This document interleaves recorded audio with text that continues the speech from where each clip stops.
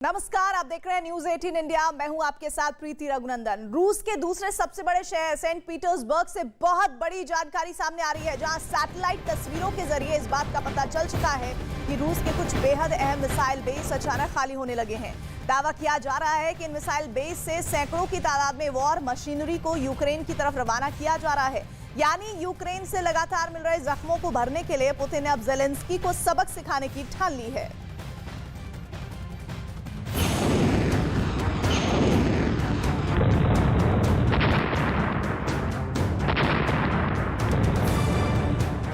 क्या यूक्रेन में पुतिन कुछ बड़ा करने वाले हैं? क्या जेलेंस्की को सबक सिखाना चाहते हैं पुतिन? क्या है रूस से आई सैटेलाइट तस्वीरों का सच? ये रूस के सबसे बड़े शहर से आई वो तस्वीरें हैं जिसने अमेरिका और यूक्रेन को परेशान कर दिया है। ये वो सैटेलाइट तस्वीरें हैं जो यूक्रेन में पुतिन की खौफनाक प्लानिंग की तस्दीक कर रही हैं। ये ऐसी तस्वीरें हैं जिनमें यूक्रेन की तबाही और बर्बादी की नई कहानी आकार ले रही है। रूसी सेना को 20 सालों से मॉनिटर कर रहे रिटायर्ड मेजर मार्को का दावा है कि रूस के दूसरे सबसे बड़े शहर सेंट पीटर्सबर्ग के मिसाइल बेस से धीरे धीरे वॉर मशीनरी गायब होने लगी है। रिटायर्ड मेजर मार्को का दावा है कि रूस के मिसाइल बेस के खाली होने का मतलब यूक्रेन में किसी बड़ी अनहोनी से हो सकता है, क्योंकि अगस्त 2021 और सितंबर 2022 की इन तस्वीरों में साफ दिखाई दे रहा है कि महज एक साल पहले तक रूस का जो military base missile defence system से भरा पड़ा था, उसे अचानक खाली कर दिया गया है। सितंबर 2022 की इन तस्वीरों में देखा जा सकता है कि 12 S-300 फायरिंग प्लेटफॉर्म अब खाली हो चुके हैं। रेडार इक्विपमेंट भी यहां से गायब हो चुके हैं। मिलिट्री से जुड़ी गाड़ियां कहीं और शिफ्ट की जा चुकी हैं। इन्हीं तस्वीरों के आधार पर रिटायर्ड मेजर मार्को ने दावा किया है कि इस मिसाइल बेस पर तैनात पूरे बारूदी जखीरे को यूक्रेन की तरफ रवाना कर दिया गया है। बताया जा रहा है कि सेंट पीटर्सबर्ग के इस बेस पर अगस्त 2021 तक 14 एंटी एयरक्राफ्ट बैटरी रखी हुई थी, जिनमें से 4 एंटी एयरक्राफ्ट बेस अब खाली हो चुके हैं। सबसे बड़ा बदलाव सेंट पीटर्सबर्ग के साउथ वेस्ट में देखा गया है, जहां 500वीं एंटी क्राफ्ट मिसाइल रेजिमेंट से 2 एंटी क्राफ्ट बैटरी गायब हो चुकी है। इसके अलावा करीब 100 मिसाइलों वाले 25 मिसाइल कंटेनर को भी यहां से शिफ्ट कर दिया गया है। यूक्रेन के लिए चिंता की बात यह है कि जो एंटी एयरक्राफ्ट मिसाइलें शिफ्ट की गई हैं, वो S-400 और S-300 जैसे घातक एयर डिफेंस सिस्टम से जुड़ी हैं। यूक्रेन में तहलका मचाने वाले इस एयर डिफेंस सिस्टम के बारे में रिटायर्ड मेजर का दावा है कि S-300 जैसे पुराने एयर डिफेंस सिस्टम को यूक्रेन युद्ध में खपाने के लिए बड़े पैमाने पर इनका इस्तेमाल किया जा सकता है। बताया जा रहा है कि इन मिसाइलों को रूस ग्राउंड टारगेट के रूप में इस्तेमाल कर सकता है। सरफेस टू एयर इस मिसाइल के बूते यूक्रेन में बड़े पैमाने पर आम लोगों को निशाना बनाया जा सकता है। यानी जिस बात की आशंका पहले जाहिर की जा रही थी, अब वो इन सैटेलाइट तस्वीरों के जरिए सच साबित होती दिखाई दे रही है। और वो ये कि कभी भी यूक्रेन के खिलाफ पुतिन S-300 की पूरी ताकत झोंक सकते हैं, जिस वजह से यूक्रेन को आने वाले दिनों में भारी नुकसान उठाना पड़ सकता है।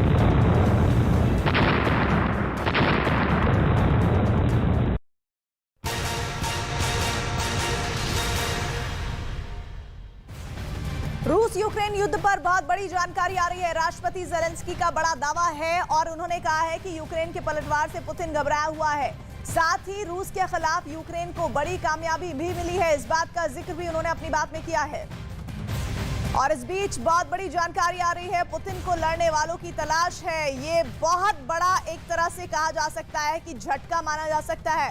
रूस के हवाले से अगर ये खबर सामने आ रही है, अमेरिकी अधिकारी का ये दावा है, क्या रूस के भाड़े के सैनिक भी यूक्रेन में जंग से कतराने लगे हैं? क्या यूक्रेन का पलटवार वैगनर ग्रुप जैसा खतरनाक लड़ाकों को भी युद्ध में जाने से रोक रहा है?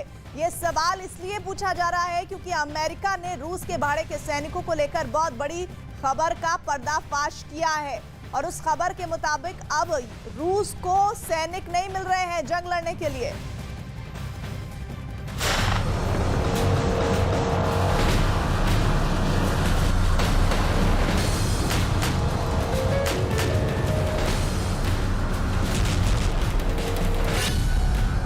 पुतिन के ऑर्डर की अनदेखी,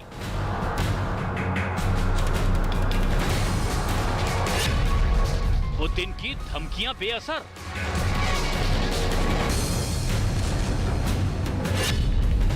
क्यों डर गई पुतिन के भाड़े की सेना?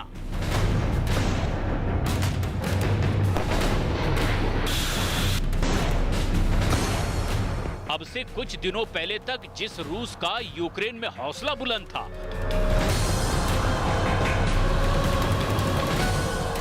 अब से कुछ दिनों पहले तक जो रूस यूक्रेन पर ताबड़तोड़ हमले कर रहा था,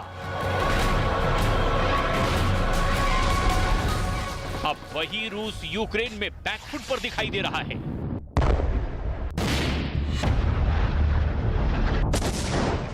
अब उसी रूस के पांव यूक्रेन की उस धरती से उखड़ने लगे हैं जहां पुतिन अपने पांव जमाने की कोशिश में जुटे हुए थे। ऐसा इसीलिए क्योंकि अब रूस जिस गिराए की सेना को यूक्रेन के खिलाफ इस्तेमाल करना चाहता है, अब उन सैनिकों ने भी यूक्रेन में लड़ने से मना कर दिया है।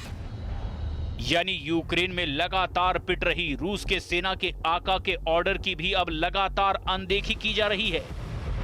अमेरिका से आई एक आधिकारिक जानकारी के मुताबिक पुतिन यूक्रेन में एक बार फिर भाड़े के सैनिकों को भेजना चाहते हैं, लेकिन दावा किया जा रहा है कि कई भाड़े के सैनिकों ने जंग में जाने से ही मना कर दिया है। जानकारी के मुताबिक जेल में बंद कैदियों को यूक्रेन भेजने की तैयारी की जा रही है। कैदियों को युद्ध लड़ने की एवज में जेल से आजाद करने का लालच भी दिया जा रहा है। खुद पुतिन की प्राइवेट आर्मी माने जाने वाला वैगनर ग्रुप 1,500 भाड़े के सैनिकों की तलाश कर रहा है, लेकिन उनमें से ज्यादातर लोग युद्ध में जाने से साफ मना कर रहे हैं। दरअसल यूक्रेन में लड़ते लड़ते न सिर्फ पुतिन की वॉर मशीनरी का एक बड़ा हिस्सा तबाह हो चुका है, बल्कि अब तक रूस के कई सैनिक भी मारे जा चुके हैं। यही वजह है कि रूस के पास अब सैनिकों की भारी किल्लत हो रही है, जिसके चलते पुतिन के बेहद करीबी येवगेनी प्रिगोजिन ने मोर्चा संभाल लिया है। ऐसा इसीलिए क्योंकि येवगेनी को इन दिनों रूस की जेलों में देखा जा रहा है, जहां वो कैदियों को यूक्रेन जाने के लिए धमकाते दिखाई दे रहे हैं। अगर आप यूक्रेन में 6 महीने की सेवा करेंगे तो आपको आजाद कर दिया जाएगा। अगर आप यूक्रेन पहुंचते हैं और तय करते हैं कि ये युद्ध आपके लिए नहीं है, तो हम आपको मार देंगे। उधर यूक्रेन में लगातार मुंह की खाने के बाद पुतिन यूक्रेन के खिलाफ कुछ भी कर गुजरने को तैयार हैं। वो किसी भी कीमत पर यूक्रेन को सबक सिखाना चाहते हैं। बताया जा रहा है कि अपने इन्हीं खतरनाक मंसूबों को अंजाम तक पहुंचाने के लिए अब रूसी सेना ने यूक्रेन के परमाणु प्लांट के बेहद करीब मिसाइल हमला किया है। यूक्रेन की सेना का दावा है कि रूस ने यह मिसाइल हमला परमाणु प्लांट से 1000 फीट से भी कम की दूरी पर किया है। यानी यूक्रेन के खिलाफ अपनी क्रोध की ज्वाला को शांत करने के लिए पुतिन अब किसी भी सीमा को लांघ सकते हैं।